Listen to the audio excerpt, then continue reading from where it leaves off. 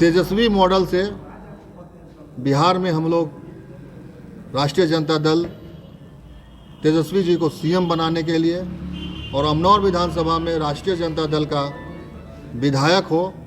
तेजस्वी जी ने जो अपने 17 महीने के कार्यकाल में जो कार्य किया है वह अभूतपूर्व है के अधिकारी हैं। और साथ ही हम लोग आज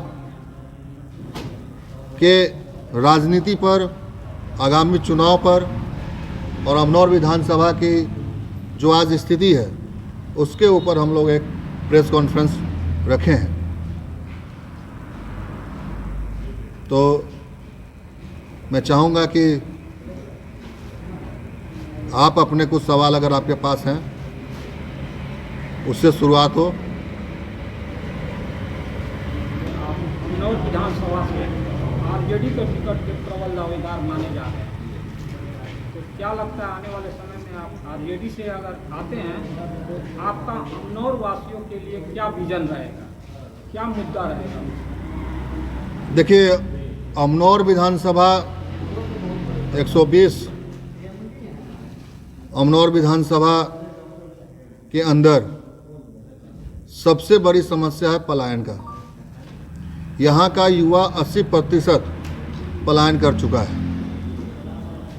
रोजी रोजगार, हक अधिकार यहाँ पर सबको नहीं मिल रहा। यहाँ के लोगों को जो मौलिक अधिकार मिलने चाहिए वो नहीं मिल रहा है। तेजस्वी मॉडल से बिहार में हम लोग राष्ट्रीय जनता दल तेजस्वी जी को सीएम बनाने के लिए और अमनौर विधानसभा में राष्ट्रीय जनता दल का विधायक हो, इसके लिए हम लोग रात दिन काम कर रहे हैं। क्योंकि हम सभी जानते हैं कि तेजस्वी जी ने जो अपने 17 महीने के कार्यकाल में जो कार्य किया है वह अभूतपूर्व है। 5 लाख लोगों को नौकरी दिया उन्होंने।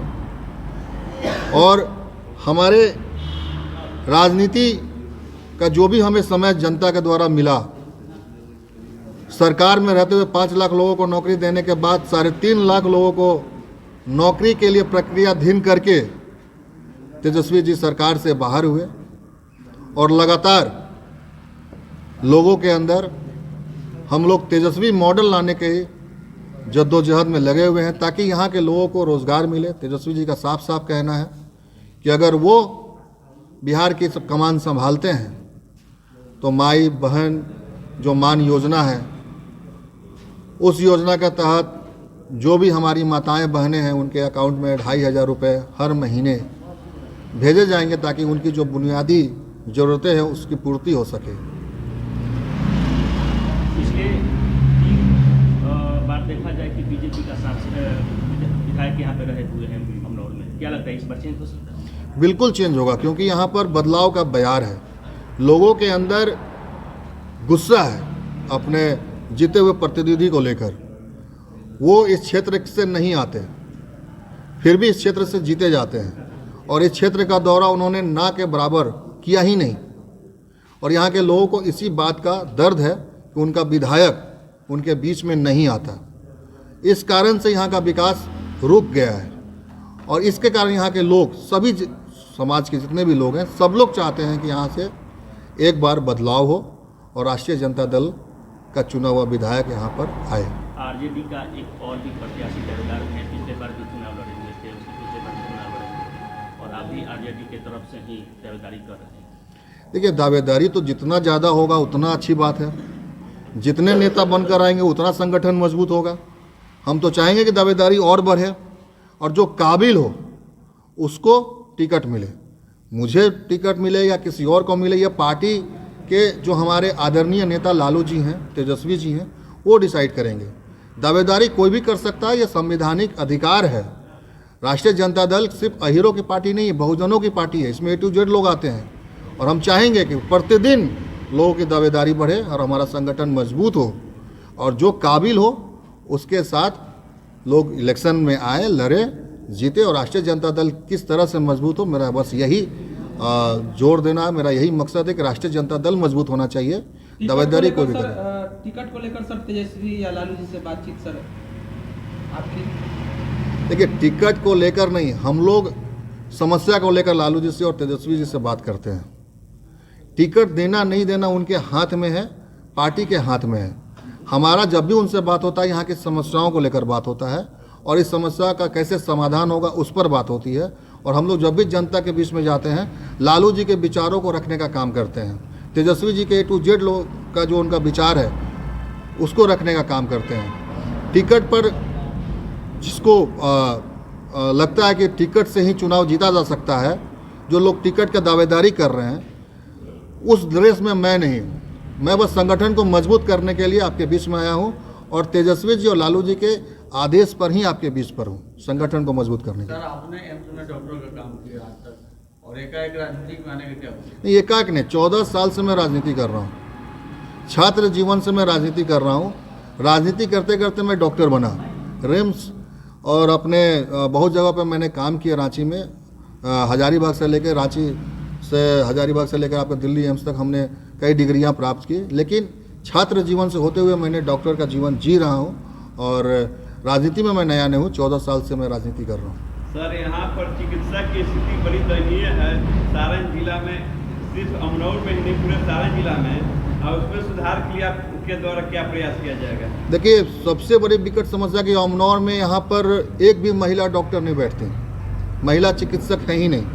महिलाओं के दर्द और पीड़ा सुनने के लिए यहाँ पर एक भी डॉक्टर नहीं है। और जिस PHC में दवाई होनी चाहिए वहाँ दवा भी नहीं है। जिस सदर हॉस्पिटल में पर्याप्त दवाइयाँ होनी चाहिए, पर्याप्त डॉक्टर होने चाहिए, नहीं है।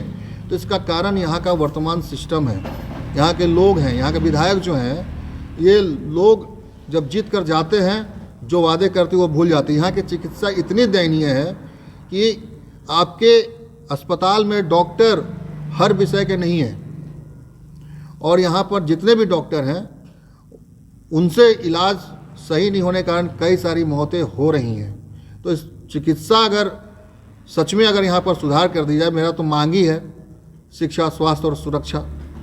सुरक्षा हम किससे मांगें? वैसे प्रशासन से हम सुरक्षा चाहते हैं जो दिन दहाड़े लूटे मार में शामिल हैं। आपने देखा होगा मकेर की घटना को। हम उनसे सुरक्षा की बात करते हैं, जनता की। हम स्वास्थ्य की बात करते हैं ताकि कोई भी हमारा भाई बंधु को अगर बीमारी हो, तकलीफ हो, तो कम से कम उनको छपरा पटना ना दौड़ना पड़े, यहीं पर मल्टी स्पेशलिस्ट हॉस्पिटल हो और पर्याप्त डॉक्टर होने चाहिए। बहुत ही अशोभनीय बात है कि चिकित्सा के क्षेत्र में एक भी महिला डॉक्टर नहीं है, जिसकी उपलब्धि करानी चाहिए। सर, आपका कहना था कि वर्तमान विधायक जो हैं उस क्षेत्र में एक्टिव नहीं रहते हैं, लेकिन आपको राष्ट्रीय जनता दल टिकट क्यों दें? इसके पहले आप क्षेत्र में क्या किए हैं? देखिए, राष्ट्रीय जनता दल हमको टिकट क्यों दे? राष्ट्रीय जनता दल हमको टिकट ना दे, लेकिन राष्ट्रीय जनता दल का जो विचार है वो जन जन तक पहुंचना चाहिए। बात यहाँ टिकट के विकट का नहीं है। यहाँ बात है कि किसको जनप्रतिनिधि होने का मतलब क्या है, किसको जनप्रतिनिधि होना चाहिए। तो मुझे अपने आप को, मैं जनप्रतिनिधि इसलिए कहता हूँ कि अभी अपने ही अमनौर क्षेत्र के विधानसभा में एक व्यक्ति का नवजात बच्चा का देहांत हो गया था, जो अखबार में आया भी था। हमारे ही मीडिया बंधु हैं जिन्होंने अखबार में उस चीज़ को सुर्खियों में डाला था। 65,000 रुपये हमने माफ़ करवाया था। स्वास्थ्य जो 65,000 रुपये का बिल था हमने माफ़ करवाया। फिर उसी पटना एम्स में हमने बात करके 20,000 रुपये माफ़ करवाए। और अभी तत्काल कल परसों की घटना है जहां हमने 10,000 रुपये माफ़ कराने का काम किया। तो इसके अलावा हमने थाना का स्तर हो, ब्लॉक का स्तर हो या स्वास्थ्य का स्तर हो, हम लोग जा लोगों का मदद कर रहे हैं और सभी समाज के लोगों का मदद कर रहे हैं। इसलिए मुझे लगता है कि मैं जनप्रतिनिधि हूँ, क्योंकि मैं उनकी वेदना को, संवेदना को समझता हूँ और उनके लिए कार्य कर रहा हूँ। दिल्ली में विधानसभा चुनाव खत्म हुआ, क्या बिहार पर इसका असर पड़ेगा? बिल्कुल नहीं पड़ेगा। बिहार की राजनीति और भौगोलिक स्थिति अलग है। यहाँ पर यहाँ की जो बुनियादी असुविधाएं हैं, जो लोगों का यहाँ का जो तरीका, भौगोलिक जो परिवेश है, वो दिल्ली से अलग है। दिल्ली की मांग कुछ और थी, यहाँ के जनता के लोगों की मांग अलग है। और राष्ट्रीय जनता दल महागठबंधन की शक्ति के साथ बिहार में सरकार बनाने जा रही है बिना किसी रोक टोक के। तेजस्वी की अगर सरकार आती है, बिल्कुल महिलाओं के साथ जनसंवाद आप देख लीजिए माननीय तेजस्वी जी का। वो महिलाओं के मुद्दों को लेकर कितने ही अग्रसर हैं और वो महिलाओं के बात करते हैं, महिलाओं के मुद्दों पर, महिलाओं के प्रति उनका सम्मान है। तभी तो 2,500 माता बहन योजना जो है उनका फल फूल रहा है बिहार में। और अगर ये चीज़ आ गया तो इससे बड़ा सम्मान एक माता और बहन के लिए क्या होगा। और इसके बाद भी हम लोग जो चाहते हैं कि महिलाओं की आधी भागीदारी राजनीति से लेकर हर क्षेत्र में होनी चाहिए। डॉक्टर अरुण कुमार, जब अमनौर विधानसभा के गांव-गांव में घूम रहे हैं, मुख्य समस्या आपके पास क्या नजर आ रही है? लोगों से बात कर रहे हैं तो वह लोग क्या कर रहे हैं? देखिए, यहाँ का सबसे बड़ा दर्द है पलायन का, और यहाँ के जो लोग हैं पढ़े लिखे हैं, मैं नाम नहीं बताऊंगा, लेकिन हमारे कुछ भाई हैं जो टीचर का शिक्षा अर्ज मतलब टीचर बनने की राह पर थे, और कुछ मार्क्स से उनका एग्ज़ाम नहीं निकलता, एक दो मार्क्स से, और वो इतने ज़्यादा उदास हो जाते हैं, उनके लिए और कोई ऑप्शन नहीं बचता, वो चाय बेचते हैं। कुछ ऐसे भी लोग हैं जो पीजी किए लेकिन सिस्टम का दोष के कारण आज बेरोज़गार हैं। तो बेरोज़गारी, पलायन और स्वास्थ्य, महिलाओं का यहाँ पर एक भी डॉक्टर नहीं होने के कारण स्वास्थ्य की स्थिति बहुत चरमराई हुई है, और यहाँ के हॉस्पिटल में कोई दवा नहीं होने के कारण लोग सांप काटने से मर जा रहे हैं। आज के युग में जब हम चांद पर पानी खोज रहे हैं, चांद पर हम लैंड कर रहे हैं, और हमारे लोग मात्र सांप काटने से मर जाते हैं, इससे बड़ा दुखद क्या होगा, जबकि उसका दवा उपलब्ध है लेकिन दवाई हमारे अस्पताल में नहीं है। यह उनकी सबसे बड़ी समस्या है। तो देखा जाए तो बेरोजगारी, पलायन और गरीबी बहुत बड़ी समस्या है, और शिक्षा, स्वास्थ्य और सुरक्षा को अगर क्लियर कर दिया जाए, लोगों के लिए आसान कर दिया जाए, तो यहाँ का विकास बहुत तेज़ी से होगा। पत्रकारों की सुरक्षा के लिए जिस तरह से कानून हमेशा बनने की बात हो रही है, पत्रकार संगठन भी बात कर रहे हैं, क्या अगर आप विधानसभा जीतते हैं तो इस मुद्दा को विधानसभा में आप उठाने का प्रयास करेंगे? बिल्कुल। अगर मुझे मौका मिलता है कि मैं आपकी आवाज़ बनकर विधानसभा में दहाड़ूं, तो सबसे पहले मैं आपके हक अधिकार के लिए जो पत्रकार प्रोटेक्शन एक्ट है, पत्रकारों की सुरक्षा के लिए, उनके परिवार की सुरक्षा के लिए, उनके बीमा के लिए, उस मुद्दे को मैं बहुत प्रमुखता से उठाऊंगा। और यह मैं पहली बार नहीं करूंगा, झारखंड में ऑलरेडी मैंने एक चीज़ किया है, पत्रकारों के लिए मैंने लड़ाई लड़ी है, प्रेस क्लब वहाँ खुला है, और बहुत सारे पत्रकारों का हमने मदद किया है। और हम चाहेंगे कि आपकी आवाज़ को लेकर हम विधानसभा में दहाड़ें, ताकि आपके बच्चों को, आपके परिवार को और आपको पत्रकार प्रोटेक्शन एक्ट के तहत फ़ायदा मिले, और इसकी लड़ाई हम लड़ेंगे। आज के प्रेस कॉन्फ्रेंस के बाद आप अमनौर के आम जनता को क्या कहेंगे, विधानसभा चुनाव अगर लड़ते हैं तो? देखिए, अगर पार्टी के आला कमान और यहाँ के लोगों का प्यार और आशीर्वाद मुझे मिलता है, तो संगठन की मजबूती के साथ मैं यहाँ के लोगों के लिए 2-3 चीज़ क्लियर कर देता हूँ कि मैं अगर अमनौर विधानसभा का कमान संभालूंगा तो सबसे पहले पलायन रोकने के बाद विधायक फंड से रोजगार सृजन करके 1 लाख लोगों को नौकरी देने का काम करूंगा, 1 लाख परिवारों को नौकरी देने का काम करूंगा, विधायक फंड से रोजगार सृजन करके। मेरा यह पहला काम होगा, पलायन रुके, 25-30 हज़ार रुपये के लिए किसी को बाहर जाने की ज़रूरत ना पड़े। मेरा दूसरा फोकस होगा स्वास्थ्य पर।